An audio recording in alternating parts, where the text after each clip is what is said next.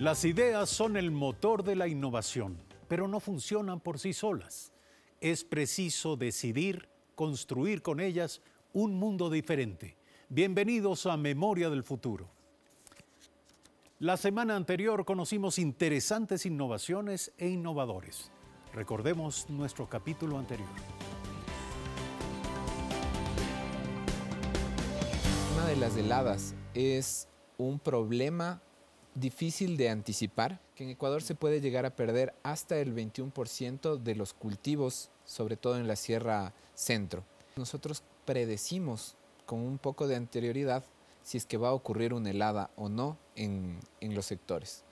Es un equipo de radiofrecuencia que llega hasta 25 kilómetros. En el receptor tenemos una pantallita donde muestra la temperatura, la humedad, y el agricultor se va familiarizando con esta información, con estas variables. Este es un emprendimiento para emprendedores. Hemos visto una explosión del movimiento cervecero artesanal. Muchos de ellos son jóvenes cerveceros, emprendedores. Aquí tenemos, este es nuestro producto principal, este es un extracto de malta. Se lo disuelve en agua y todo ese caldo se fermenta aquí en este pequeño fermentador. La variación de la calidad de un batch al siguiente puede ser muy marcada, ¿no? Al utilizar este tipo de extractos se amortigua completamente esa variación y siempre va a salir la misma cerveza. En un viaje con mi socio de Metro a la Amazonía, nos encontramos con la hoja de la guayusa. Volvimos a descubrir esta hoja y que realmente no fue encontrarla porque los quichuas la han venido usando durante siglos. Para ellos no es un secreto, es una parte de su cultura. Arrancamos con la presentación de infusiones en lo que son bolsitas de té. Lanzamos Jaguar de Guaycana, que es un energizante en lata para la gente que está muy ocupada para hacerse una bolsita de té. Tecnología, recreación y conservación de la diversidad agrícola son los campos de las innovaciones en esta entrega de Memoria del Futuro. Enamorado del milagro de la tecnología, de la electrónica y de la radio, el medio de la música y de las palabras, nuestro próximo invitado es un perseverante y bautizó con las iniciales de los nombres de sus hijos al dispositivo que creó y que lo convirtió en un innovador. Conozcamos a Juan Merino. Mi nombre es Juan Emilio Merino, tengo 40 años, soy ingeniero en electrónica y telecomunicaciones de profesión. Pues soy una persona trabajadora, honesta, tengo como hobby el tema de tocar guitarra, siempre ando queriendo aprender algo más. Mis padres me enseñaron siempre a respetar a las personas y a ganarme siempre el dinero trabajando y con honestidad. Lo más importante para mí, el bienestar y la felicidad de mi familia. Y pues siempre antes de hacer algo, de emprender algo, siempre pues pongo mi trabajo, mi tiempo primero a Dios, ¿no? Que Él vea siempre lo que mejor me conviene, ¿no? Y pues también me apasiona el tema de estar pensando en qué se puede mejorar a través del diseño de circuitos electrónicos. Cuando me inicié en esto, pues siempre vi dificultades en el que hay veces que uno va a una estación, a un cerro, a ver qué ha pasado con el transmisor y resultaba que llegaba al cerro y decía el transmisor está apagado porque se fue la energía. Entonces me nació la idea de que podría implementar algún sistema que me avise todos esos detalles técnicos que pueden ser a veces pequeños o entre comillas insignificantes, pero que a uno le ayudan, ¿no? Entonces de ahí partió un poco la idea y pues terminamos desarrollando todo un sistema que no solamente monitorea el estado de alimentación de energía de la estación, sino en su conjunto el estado operativo de estos equipos de difusión. Siempre tuve la curiosidad de que siempre se puede hacer algo más, ¿no? O algo diferente, ¿no? Que mejore alguno u otro proceso, ¿no? Y pues con trabajo, con perseverancia, pues terminé lográndolo, ¿no? Y lo hice, ¿no? Continuamos en Memoria del Futuro y le toca a nuestro primer innovador y su innovación en esta noche. Nos acompañarán como siempre en este estudio nuestro público, a quien agradecemos, y también nuestros comentaristas. Ellos son José Francisco Lucio, docente investigador en la Escuela Politécnica Nacional con el cargo de profesor titular agregado. Además está Daniela Larrea, responsable de emprendimiento e innovación de Conquito, quien una vez más colabora con este programa. Y finalmente Camilo Pinzón, director de EDES y presidente de la Alianza para el Emprendimiento y la Innovación. Es el momento entonces de escuchar a Juan Merino y saber qué es, cómo funciona, para qué sirve su innovación. Estamos hablando de EMAB. Buenas noches. Buenas noches, Eduardo. Muy agradecido por la invitación a su programa. Pues el emprendimiento EMAB es un equipo, es un sistema que sirve para monitorear remotamente el estado operativo de los transmisores de radiodifusión. Sí, este equipo pues es una herramienta realmente indispensable para todo sistema de transmisión de radiodifusión, puesto que monitorea constantemente el trabajo del transmisor en el cerro, ¿no? Cuando el transmisor sale de su estado normal de operación, el equipo comunica inmediatamente al dueño de la radio o al departamento técnico que ese transmisor ha sufrido daño, y ese reporte se hace inmediatamente, al minuto de que ocurrió el fallo en el transmisor, ¿no? Entonces, este sistema pues lo que ayuda es a gestionar y agilitar la reparación de estos transmisores principales y por ende minimizar el tiempo fuera del aire de la estación, ¿no? ¿Qué posibilita? ¿Hace un diagnóstico sobre el tipo de defecto, de problema operativo que sufre este equipo y lo hace de manera remota, de manera que quienes están ocupados de su reparación sepan exactamente con qué se enfrentan? Exactamente eso, usted lo definió pues muy bien, ¿no? Sí, es eso, ¿no? Como usted dice, monitorea el transmisor, ¿no? Y esa información la transmite a través de la red de telefonía móvil al encargado técnico de la radio o al dueño de la radio. Entonces, con esa información, él sabe si su transmisor está funcionando correctamente o no. Y también puede gestionar, es decir, puede resetearlo y puede saber en qué momento también se fue la energía en el cerro, ¿sí? Hay ocasiones que la mayoría de los técnicos, lamentablemente que nos dedicamos a esto, todavía suben a un cerro y se trasladan horas de horas hasta llegar al sitio para darse cuenta que el transmisor está fuera del aire porque se fue la energía. Sí, entonces estos sistemas o este equipo EMAB avisa realmente de todos estos reportes y en muchas de las ocasiones incluso evita visitas innecesarias a estos sitios lejanos que son donde se encuentran los transmisores, normalmente a los cerros, ¿no? ¿No existen en el mercado equipos similares? Sí, sí existen en el mercado internacional. ¿Sí?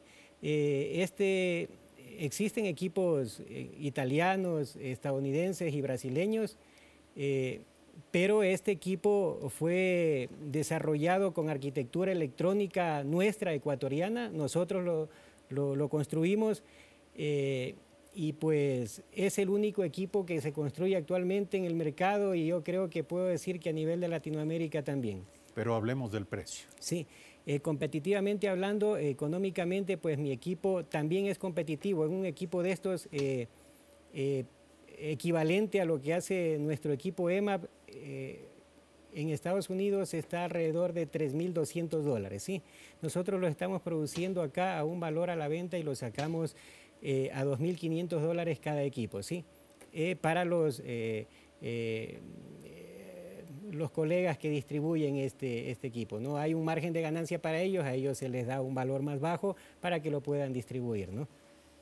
¿Qué tan amplio es el mercado en el Ecuador? ¿Qué Sí. tan amplias son las posibilidades de la comercialización aquí y qué perspectivas hay de abordar mercados internacionales? Tengo clara la idea, pues que realmente nuestro mercado local es limitado con respecto al número de posibles clientes que tengo, ¿no?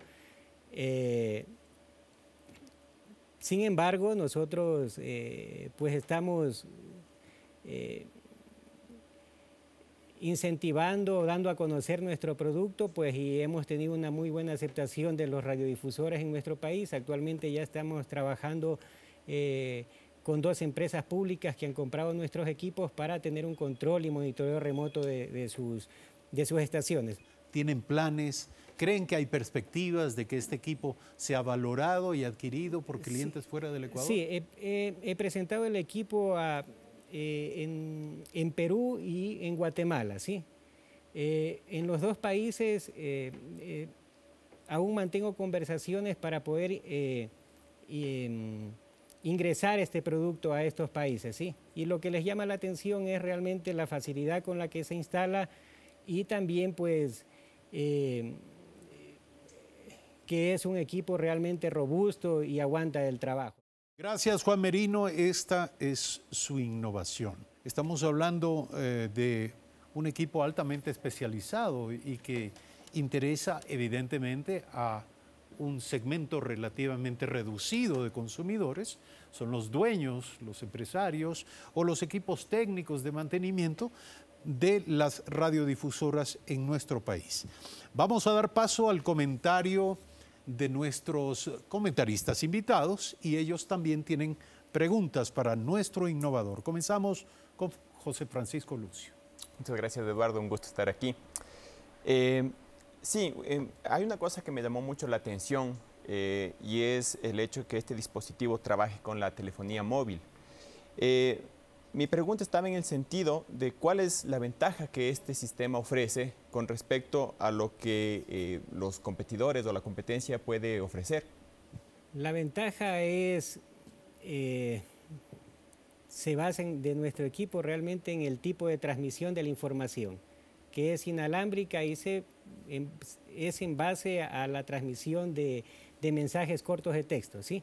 Entonces, esto realmente hace que el monitorear un sistema o un transmisor sea relativamente económico, ¿no? y factible para cualquier radiodifusor, ¿no?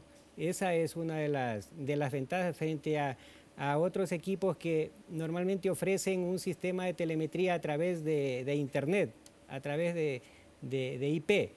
Pero resulta que en un cerro es como complicado ir a contratar un servicio de Internet para instalar un sistema de telemetría, ¿no? Entonces mi equipo realmente es más flexible con respecto a eso y trabajamos a través de la red de telefonía móvil, que normalmente tenemos el servicio en todos los principales cerros de transmisión aquí en el país, ¿sí?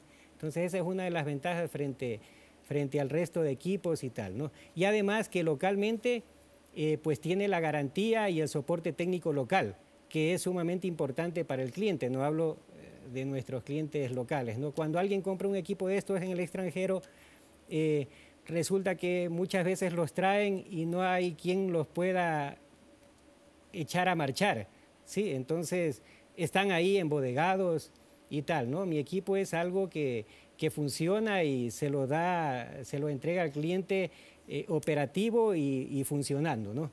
Sí. Muy bien, el comentario y la pregunta de Daniela Larrea, responsable de emprendimiento e innovación de Conquito. Muchas gracias, Eduardo, y mucho gusto, Juan. Entiendo, retomando tus palabras, nos hablaste que el mercado que tienes, el segmento de clientes que tienes es pequeño. Quisiera saber con cuántas radios ya has probado tu producto y cuánto ya has vendido a la actualidad.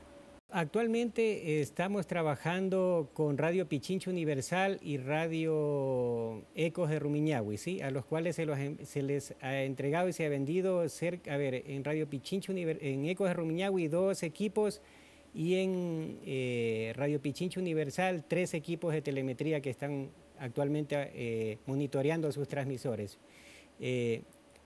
Eso es. Pero realmente, más allá del tema de construir y vender los equipos, hay algo de fondo. A mí no me interesa mucho, la verdad, vender los equipos. Ese es un plus que yo estoy dando como servicio para poder captar clientes y entregar el servicio de mantenimiento de esas estaciones, ¿no es verdad? Y lo que yo le ofrezco a mis clientes es ese plus, que yo les garantizo a través de mi equipo realmente un monitoreo continuo de sus principales transmisores las 24 horas del día, los 365 días del año, monitoreándolos, y que ese equipo le va a avisar inmediatamente cuando su transmisor, que es un negocio, se ha dañado, le va a avisar que ha tenido una falla, y él va a tener la posibilidad en el menor tiempo posible de repararlo y pues levantar nuevamente su cobertura, ¿no? Camilo Pinzón. Felicitaciones. Como mencionaba Eduardo, lo más difícil a veces es atreverse. Te voy a hacer dos preguntas. La una sobre el modelo de negocios. Veo que tu modelo de negocio está muy enfocado a vender los equipos. ¿Qué pasa si es que no vendes los equipos? Lo que haces es vendes el servicio y con eso generas un flujo de dinero en el tiempo. ¿Es posible?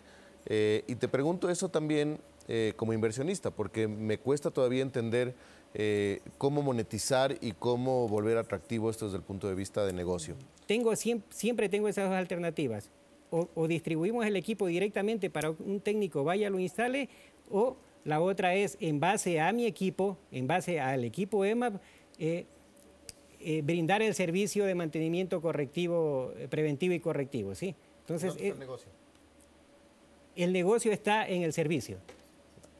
¿Sí? No tanto en la venta del equipo, es lo que pregunta Claro. Camilo Pinzón. Sí. ¿Qué tal si el giro de negocio de una manera mucho más expresa e intencional es no vender los equipos, sino vender la suscripción o el servicio permanente, lo que incluye evidentemente el uso del equipo? Exactamente, sí. Nosotros tenemos uno de nuestros clientes, no les hemos vendido el servicio, no hemos vendido el equipo, hemos vendido un servicio, ¿sí? ¿Y por qué nos han acogido? Porque nosotros les hemos dicho, si ustedes trabajan con nosotros a través, gratuitamente les instalamos el equipo que va a monitorear constantemente su transmisor hasta que dure el contrato de mantenimiento, ¿sí? Que normalmente es un año. Tengo un cliente que ha firmado con nosotros por 2 años de mantenimiento, y lo que ha hecho que se decida por nosotros ha sido justamente la herramienta que le ofrecemos para esto, que es el equipo EMAP. Muy bien, gracias a nuestro innovador invitado, al primero de esta noche, y vamos a cerrar con el comentario final, las opiniones, las ideas de Camilo Pinzón a manera de conclusión. Bueno, felicitaciones. Como te decía, es un tema muy interesante. Creo que el poder innovar en temas técnicos e incorporar valor agregado es algo que el país necesita, y creo que tienes que seguir avanzando en esa línea. Obviamente ahora tienes que hacerte la pregunta de cómo escalar tu negocio, cómo hacer que esto no sirva solamente para un mercado reducido en el país, sino que tú lo puedas ofrecer afuera, y tú mencionaste que esto es competitivo a nivel latinoamericano. Hay que pensar la forma de volverlo liviano, el escenario que tú planteabas de poder tener partners o socios en distintos países que puedan darte el servicio de distribución, pero tú desde aquí hacer el servicio de mantenimiento es lo que podría ser desde un punto de vista interesante. Pero es importante que tú empieces a vincularte en redes, en distintos espacios que fomentan el emprendimiento, para que te vuelvas visible y aproveches todas las redes de apoyo que existen. Aquí hay universidades, hay instituciones públicas locales, etcétera, que están dispuestas a apoyarte a ti como emprendedor. Muy bien, muchas gracias. Bueno, gracias a ustedes, a nuestros comentaristas por sus preguntas, y a nuestro innovador invitado de esta noche, Juan Merino, y su proyecto en telecomunicaciones, monitoreo de equipos de radiodifusión. Vamos a hacer un brevísimo corte, regresamos con el segundo innovador de esta noche aquí en Memoria del Futuro.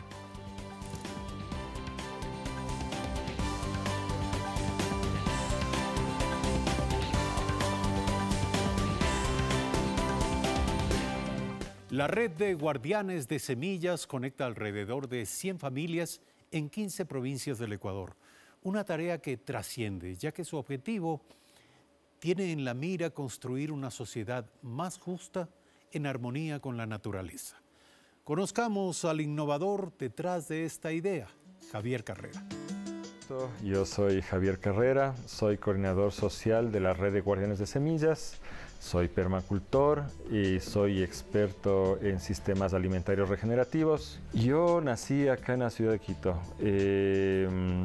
pero a los 4 años de edad migré hacia el campo, porque en ese entonces Tumbaco era el campo. Entonces yo un poco les forcé a mis padres a salir de la ciudad, porque tenía una necesidad muy fuerte de estar más en contacto con la naturaleza. Entonces he crecido en Tumbaco, soy hijo del Ilaló, del Cerro Ilaló. Mi apego más fuerte es mi hijo, que tiene 4 años de edad. Entonces yo estoy dedicándole mucho tiempo y mucho esfuerzo a algo que me gusta llamar crianza respetada, acompañándole a él en su desarrollo más que nada. Yo creo muchísimo en la capacidad del ser humano para regenerar. Creo que la cantidad de daño, de violencia que vemos hoy en día no es natural al ser humano, sino que es el resultado de 5.000 años ya de vivir en un sistema de explotación.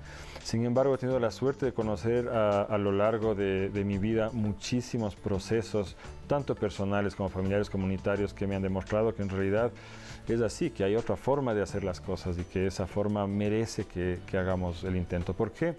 Porque la forma que hemos manejado estos últimos 5.000 años del mundo está haciendo que lo destruyamos y pongamos en riesgo nuestra propia supervivencia a largo plazo y como mínimo nuestro bienestar en el corto plazo. Y no somos personas felices en realidad, y eso se debe a la manera en que manejamos las cosas.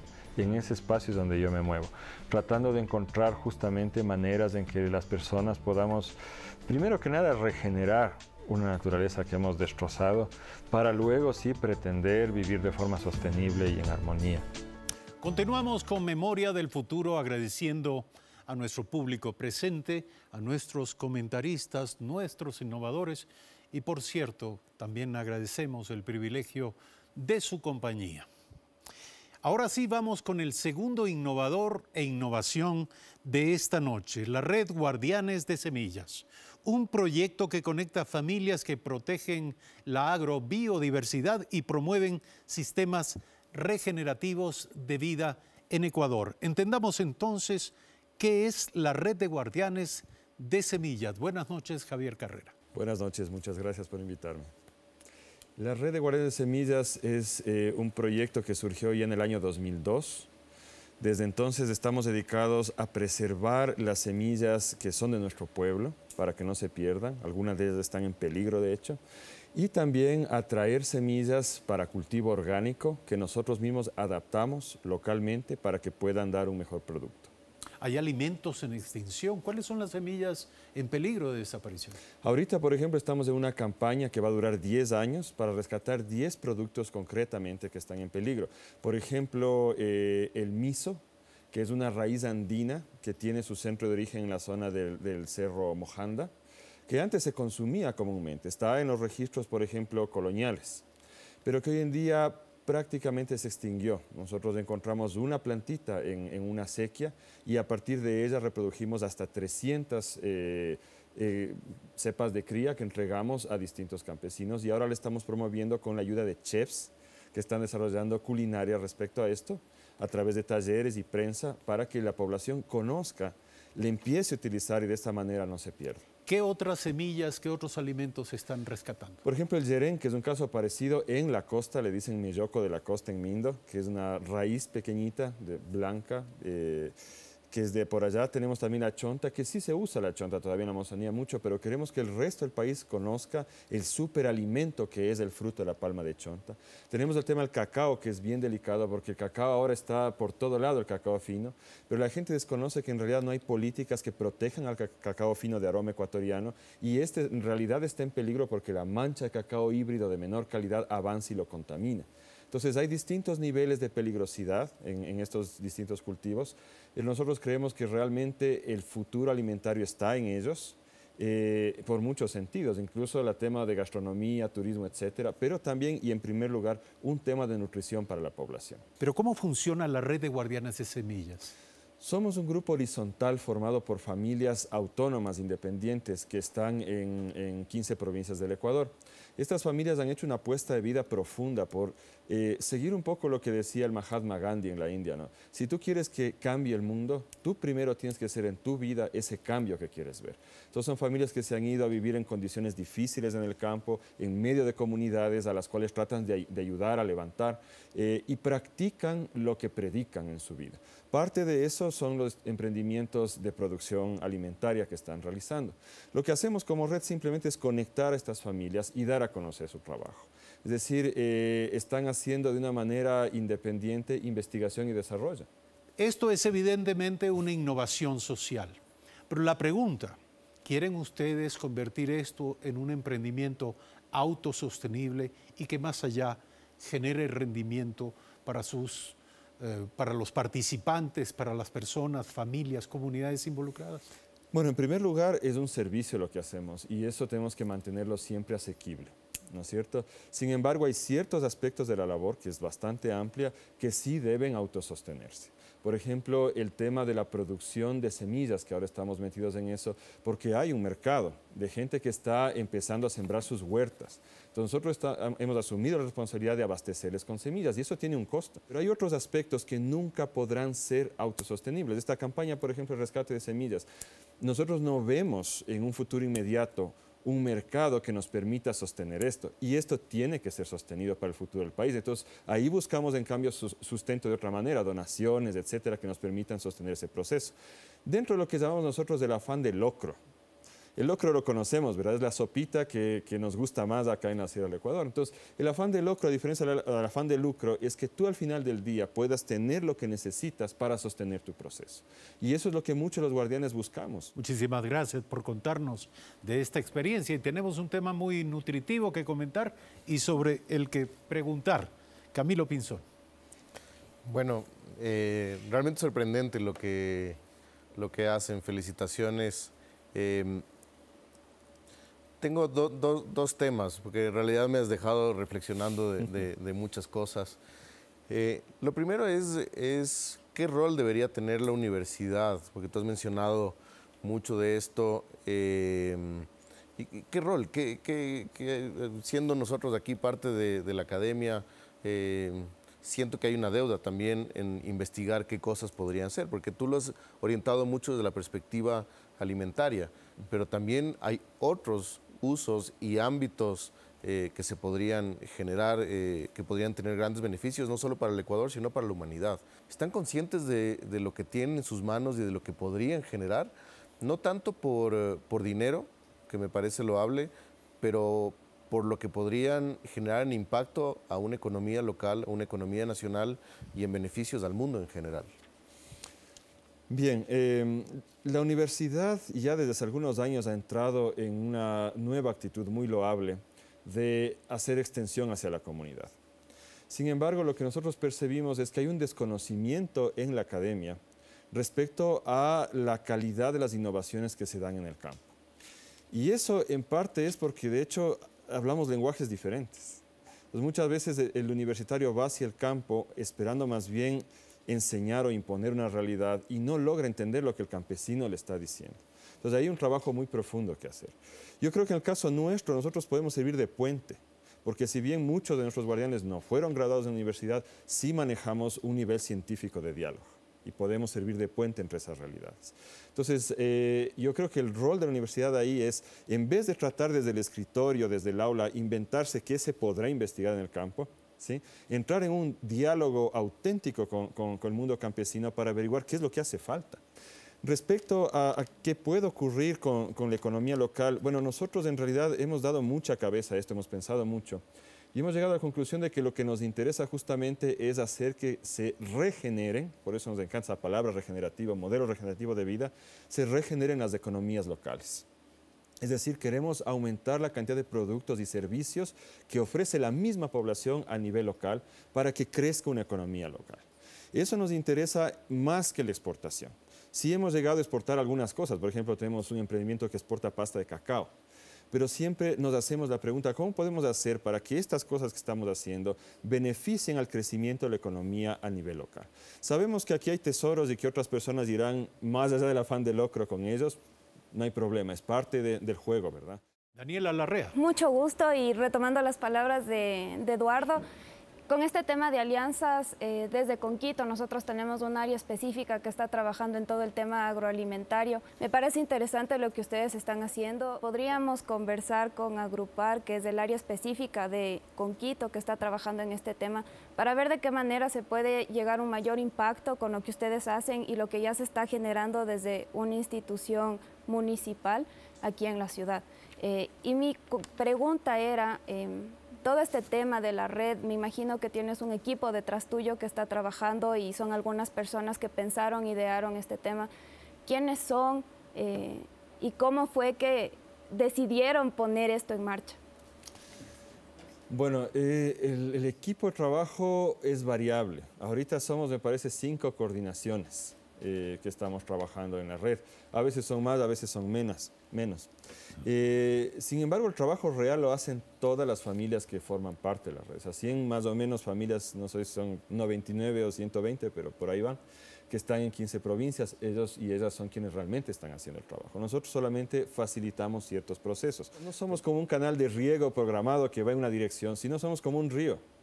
Vamos por donde podemos ir, por donde se abre una oportunidad y por donde hay la necesidad.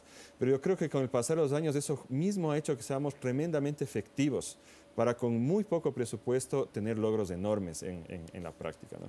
Y sí, muchas gracias por la invitación. No estamos cerrados a ninguna alianza, como un río justamente. Si es un nuevo paso para llegar más rápido a donde queremos llegar, con todo gusto. Muchas gracias. Y finalmente el comentario y pregunta de José Francisco Lucio. Bueno, primero que nada, Javier, felicitaciones por tu tarea, es muy loable.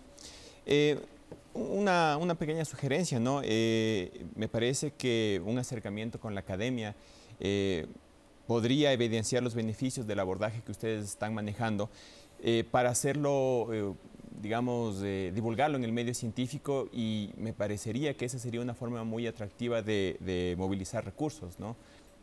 Mi pregunta está un poco al respecto de tú hablaste de que existe la posibilidad de que se dé contaminación de los productos que ustedes salvaguardan, de productos de menor calidad, ¿no es cierto? Entonces mi pregunta está, ¿cuáles son las medidas que ustedes toman para evitar este tipo de contaminación? ¿Y qué es lo que requieren para poder fortalecer estos procesos, ya sea desde el sector privado, desde el gobierno o de la propia academia? Ya. Bueno, nosotros trabajamos según una encuesta que hicimos en el año 2010. En ese entonces estábamos ya con cerca de 3.000 variedades de semillas en la red. Y cada una tiene sus propios procesos. Pero el caso que yo citaba, que es un problema nacional, es el caso del cacao. Porque en el cacao híbrido que está siendo, tengo que decirlo, promocionado por el gobierno, es un cacao de menor calidad, no es fino de aroma, ¿no es cierto? Lo que produce más volumen.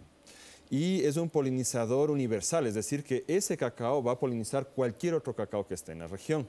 Entonces, si en la región hay cacao fino de aroma, este va a ser contaminado y se va a perder, la cepa se pierde completamente. Entonces, ¿qué es lo que nosotros estamos proponiendo respecto a ese caso concreto? Estamos proponiendo al Estado que se creen zonas de exclusión de la siembra de cacao híbrido para preservar lo que es realmente uno de los mayores tesoros para el pueblo ecuatoriano, que es el cacao fino de aroma. Nuestro rango de alcance no es muy grande, evidentemente. Por eso andamos diciendo esta noticia, para que otras fuerzas se unan a esto y logremos una política estatal que preserve esta semilla. Y a manera de conclusión, un comentario final de nuestra comentarista Daniela Larrea. Para todo emprendedor es importante el tema de las alianzas, sea un emprendedor social o sea un emprendedor que sí tiene un modelo de negocios detrás.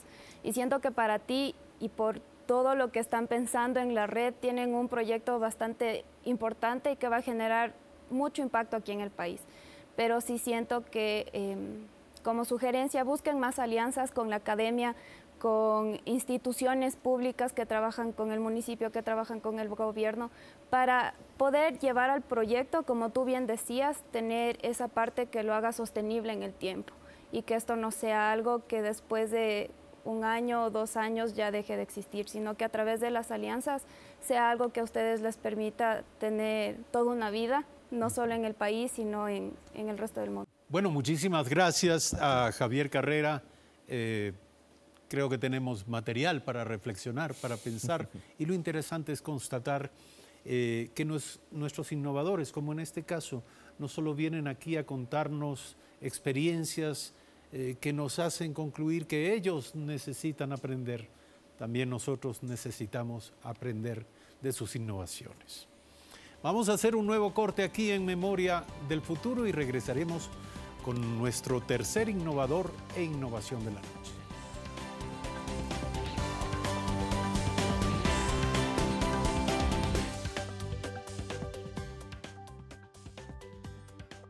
Nuestro tercer invitado fue uno de esos niños que jugaba a inventar y que descubrió temprano que la tecnología informática es un campo abierto para la creación. No quería ser un programador más de sistemas y su curiosidad le llevó a descubrir las posibilidades de la visión computacional, es decir, de la llamada realidad aumentada. Conozcamos a Adrián Armijos. Bueno, de una manera de definirme, siempre he sido alguien creativo, siempre alguien que le ha encantado hacer las cosas, mucho manual o de la parte de sacar cosas que de la nada, de repente. Inicié incluso desde pequeño, siempre me ha gustado los Legos, armar ciertas cosas, siempre preferí antes que los carros o este tipo de cosas, siempre que me regalen bloques, cosas para armar.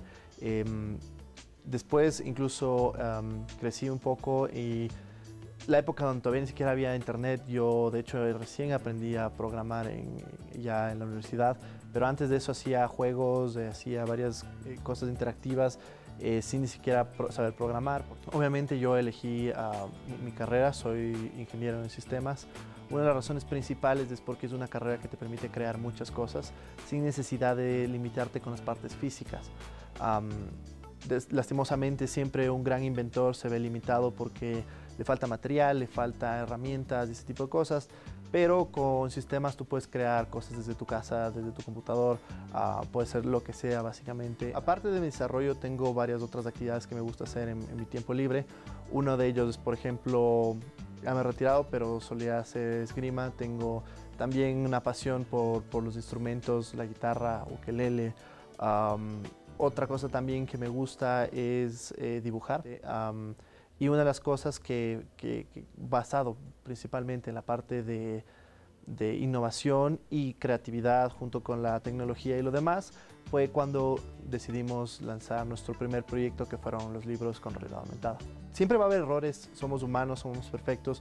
Lo importante es terminar todos los proyectos que decides empezar, porque poco a poco te vuelves mejor, nadie nace experto y creo que se puede hacer mucho si logramos perder el miedo a innovar. Continuamos entonces con Memoria del Futuro y está aquí nuestro próximo innovador, Adrián Armijos. ¿Qué es Adrián Wawa Technologies? Bueno, gracias por la invitación. Wawa es principalmente un centro de innovación y investigación al mismo tiempo. Lo que nos enfocamos principalmente es en la parte de innovación por medio del uso de la visión computacional. Puede que suene muy avanzado, pero en realidad lo que es simplemente cómo utilizamos la cámara de tu celular, la cámara del computador para hacer lo que nosotros hacemos día a día, identificar objetos, diferenciar cosas, levantarlas de un lado al otro. Concretamente tenemos un uso más popular con el cual estamos comercializando, es la parte de realidad aumentada. La realidad aumentada, el concepto que lo trato generalmente es básicamente tomar un plano físico, digamos una foto, una revista o cualquier plano, pueden verlo, y al mismo tiempo, a tiempo real, desplegar algo. Es más o menos como un holograma, pero utilizamos una pantalla para verlo otra vez. Dentro de este desarrollo empezamos incluso con unos libros de realidad aumentada, que son Marty el Marciano 1 y 2, que eran enfocados principalmente a la exposición y a la enseñanza de los niños hacia la parte analógica, sobre todo porque ellos nacen, no es como nosotros que todos nacimos analógico y después descubrimos lo digital. Ellos nacen al revés, nacen con el iPad pegado al brazo y cuando les presentas algo real, algo físico, como un libro. Incluso ahora les parece aburrido, quieren solo estar en la tablet, etcétera, etcétera. Y utilizamos la realidad aumentada como un nexo para juntar una parte de la parte digital, que es la tablet o su interacción, con los libros. Obviamente incluyendo bastante contenido educativo para fomentar la educación. ¿Cuánto tiempo llevan en el desarrollo de este proyecto y cuántos productos han generado? Correcto. En realidad, el tiempo de desarrollo, voy desarrollando esto ya más de 4 años, casi 5. Empezamos con, primero, cómo se hace realidad aumentada. Nosotros desarrollamos todo desde el principio. Sacamos Wawa R, que es básicamente el motor que despliega toda la parte de realidad aumentada, y poco a poco fuimos creciendo. Hoy en día contamos con un portafolio de más de 130 productos. Nos enfocamos no solo a los libros de niños, sino hacia el desarrollo de varios productos, sobre todo para la parte de comunicación, publicidad. Pero, ¿qué dicen los niños? Ellos son los jueces finales de lo que ustedes hacen. Claro, es muy interesante lo que pasa. Pero, sin embargo, aunque a los niños les encanta, juegan, interactúan, aprenden. De hecho, hemos hecho un ejemplo con el libro de inglés, por ejemplo. Tiene 10 palabras de inglés principales y 32, si no me equivoco, secundarias. Hicimos comparaciones con otros libros, con varios estudios, y de las 10 palabras, en ese momento los niños recordaron 9. Con los libros normales de estudiar, de los gusanitos y demás, tenían 20 palabras principales, recordaron 4 en realidad. Y 2 de ellas eran las mismas que usamos nosotros. Pero lo interesante es que después hicimos la misma prueba una semana después, sin que los niños hayan jugado de nuevo, y recordaron 7 de las 10 palabras principales, y bueno, otras cuantas que iban variando dependiendo sobre todo la edad y el interés del niño. Pero en cambio de los libros, de los normales, parece que nunca lo hubieran conocido, pero no recordaban absolutamente nada. Ahora, los contenidos educativos son una cosa, la tecnología es otra. Hay que juntarlos para producir evidentemente o entregar una oferta que sea verdaderamente interesante y útil y que vaya en armonía con los procesos de pedagogía y de educación. ¿Hay esto? Detrás de Wawa Technologies hay la colaboración de expertos en otras áreas para conseguir la meta. Por supuesto. De hecho, producir un libro para niños de este tipo es muy similar a lo que necesitas para hacer una película. Necesitas modeladores, necesitas obviamente educadores, también necesitas programadores, necesitas gente de control, ilustradores, narradores. Es de hecho un equipo, un core bastante amplio que necesitas para producir, y es una de las razones principales por qué, pese a que la realidad aumentada puede ser una muy buena herramienta educativa, no hay muchos trabajos con esto, porque simplemente es algo que no necesitas muchos detalles, muchos recursos para hacer que funcione. Eso también plantea un problema de sostenibilidad y de modelo de negocio. ¿Qué han hecho en esa materia? Bueno, de hecho, lo que hacíamos originalmente, hicimos números antes cuando no teníamos nada. Muchas de las cosas contratábamos de afuera, por ejemplo, el código, los algoritmos y demás. Pero ahora ya debido a que lo producimos internamente, podemos manejar sobre todo precios nacionales y producir cosas completamente. Una de las ventajas de Wawa es que todo, absolutamente todo, desde el código, ilustraciones, absolutamente todo es producido 100% dentro de casa. Así que nos reducimos mucho los costos sin ni siquiera afectar en lo mínimo a la calidad. Muy bien, pasamos a los comentarios y preguntas de nuestros comentaristas invitados. Comenzamos con José Francisco Lucio. ¿Cómo no? Bueno, felicitaciones por el desarrollo del producto que están presentando. Me parece fantástico que lo utilicen en el ámbito de la comunicación y publicidad, ¿no?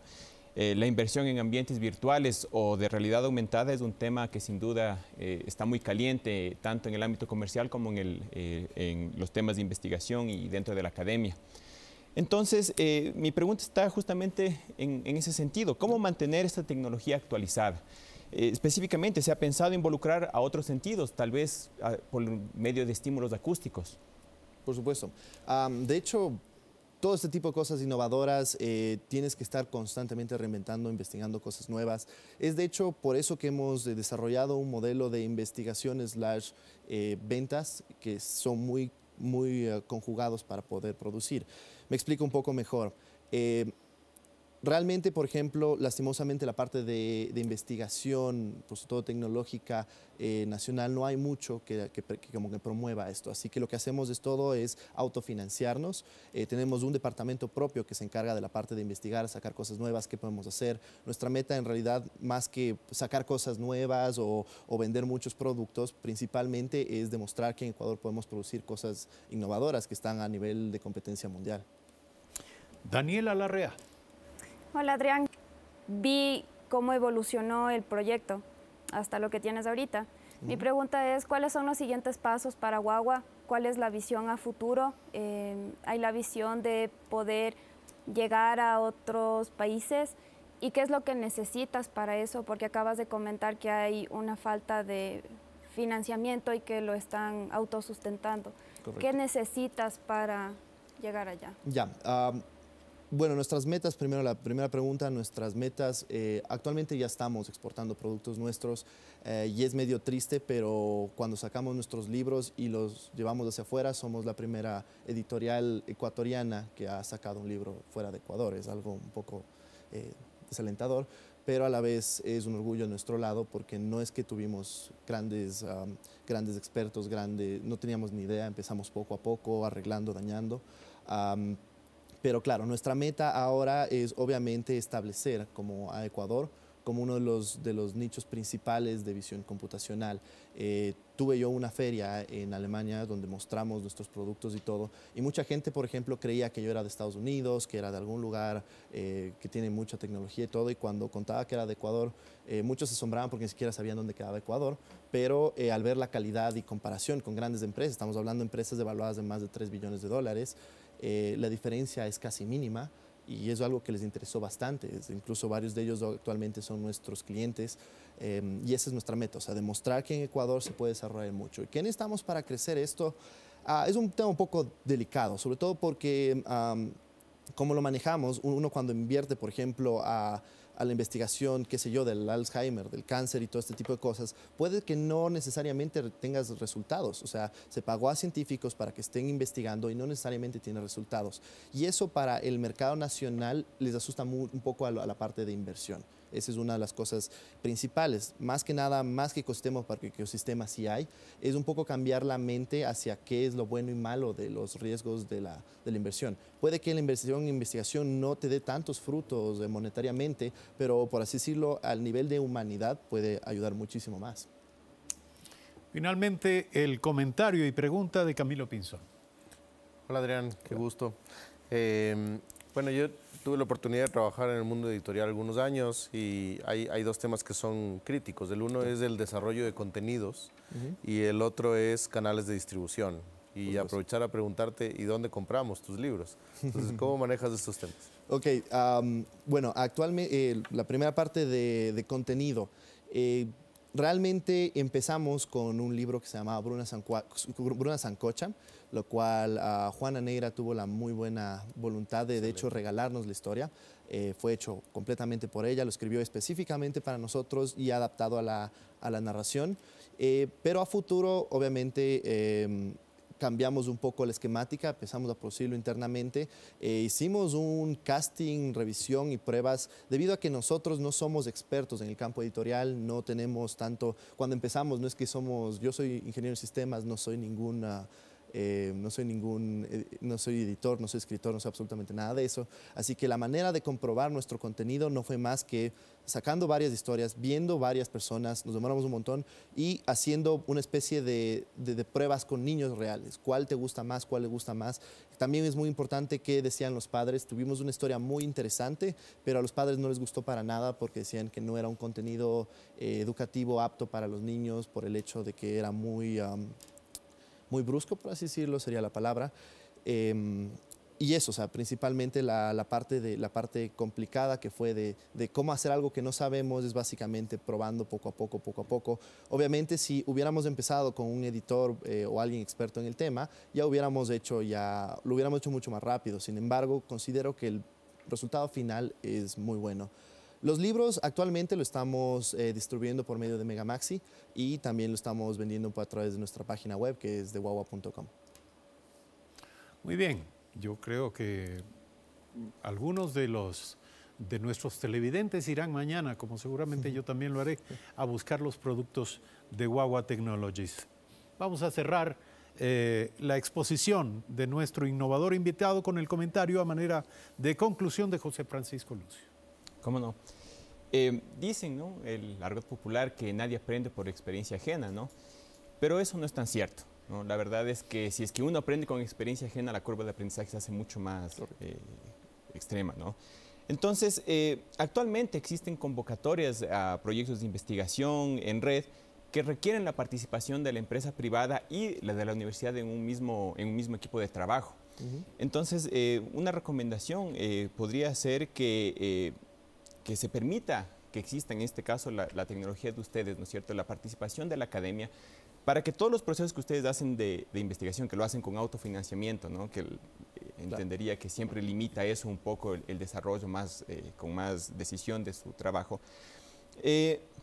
Y de esta forma, como les decía, reducir esfuerzos y maximizar el resultado que podrían obtener. Entonces yo creo que sí es importante tratar de abrir un poco más lo que ustedes han realizado, por lo cual tienen mis más sinceras felicitaciones. Muchas gracias. Muchísimas gracias a nuestro innovador, a nuestro público, a nuestros comentaristas y una vez más nuestra gratitud hacia ustedes por seguirnos en esta serie de Memoria del Futuro. El próximo martes a las 22 horas volveremos con más buenas noticias acerca de lo que ocurre en la mente, en la sensibilidad, en la creatividad de nuestros innovadores.